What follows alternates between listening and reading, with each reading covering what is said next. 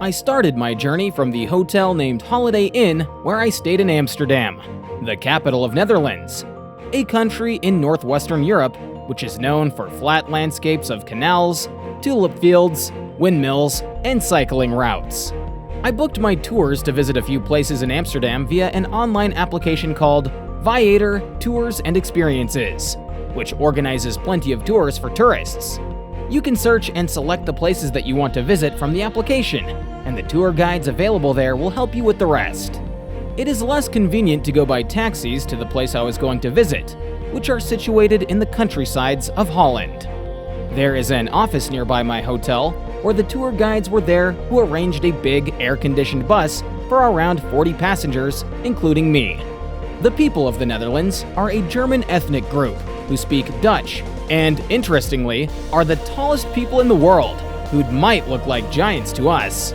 We were first heading to a place called Zanzashants, a home to historic windmills and distinctive green wooden houses. While our bus was on a bridge over a river, the guide was briefing us about the shipbuilding facts in Amsterdam. Then, as we were reaching Zanzashants, we could see the giant rotating wind turbines generating electricity in the vast green fields where cows were peacefully grazing. Our guide was telling us about the flat topography of the Netherlands, the term which literally means lower countries. He funnily mentioned their country is flat like a pancake, which doesn't have mountains to block the winds. Another interesting fact is the tallest mountain of the Netherlands is only over 300 meters in size, and due to the absence of mountain ranges, the country was not able to protect itself from invading neighbors. We got off the bus at Zanzashants, where we could see beautiful houses on both sides. I walked down the tiny overbridge and saw a board saying, Zaanse Schans, Delft Blue Pottery, Souvenirs and Gifts. Zaanse Schans sells souvenirs and houses several artisans. As we were walking towards the village, the guide stopped a little and talked about those green and gray houses with white borders and red roofs.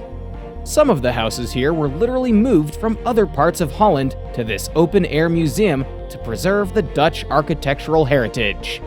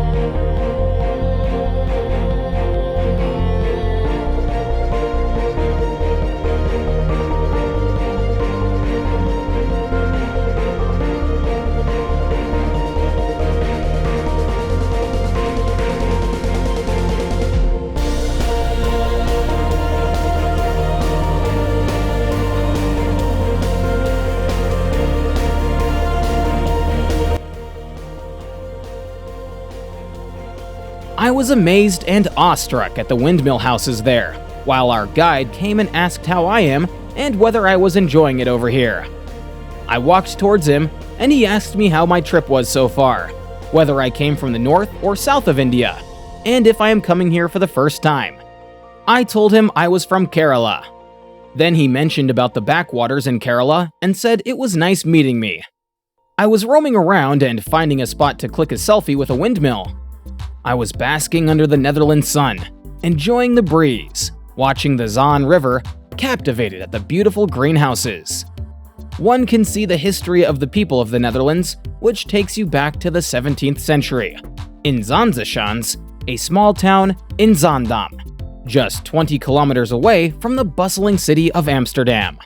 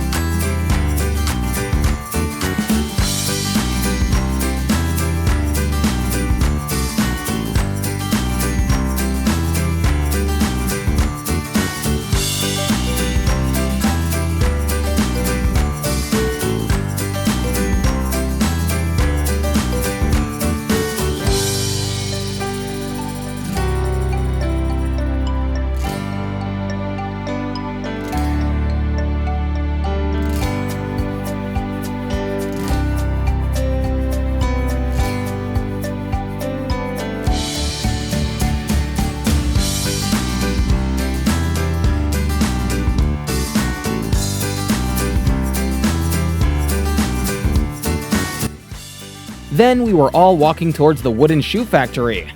Wooden sandals were worn in our country also in earlier times, which were called padukas, and inspired from it, our Keralites have our metialdi sandals. What we see here are whole-foot clogs, called klomps, in the Netherlands, which are partly or fully made of wood, like European willow, yellow poplar, or tulip poplar, which are mostly worn by the farmers, fishermen, artisans, etc., mainly to protect their feet from the wet Dutch climate. And there are clogs for every occasion.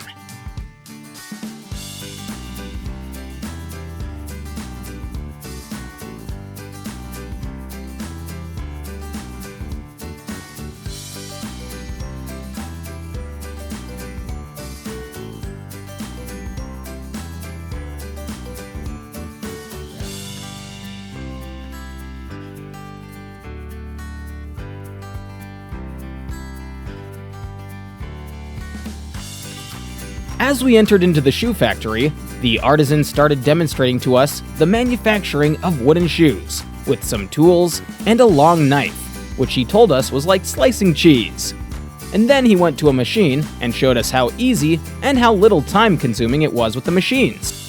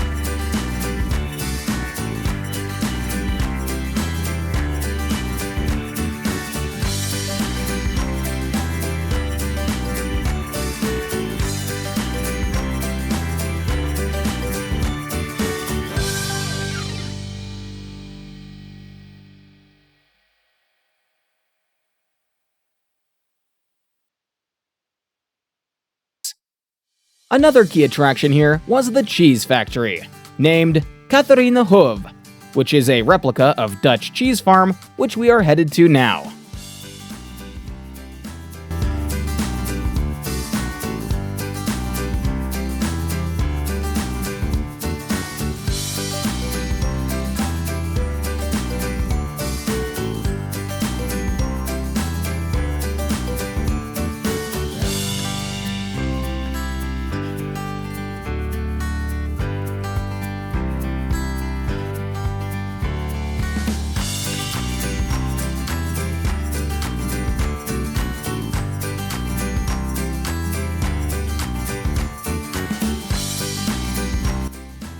A woman was explaining about the process of cheese making to us.